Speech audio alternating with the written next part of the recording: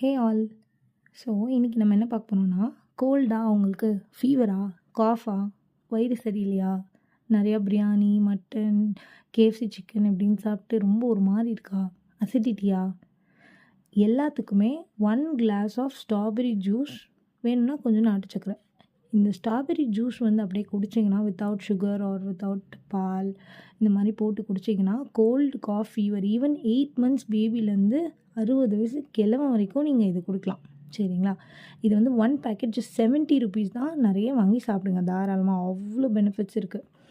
இன்னொன்று apple plus ginger juice நீங்கள் cold, cough, fever அனைத்துக்குமே சாப்பிட்லாம். குழந்தைங்களுக்கு கூட கொடுக்கலாம். And one final thing is pineapple plus ginger.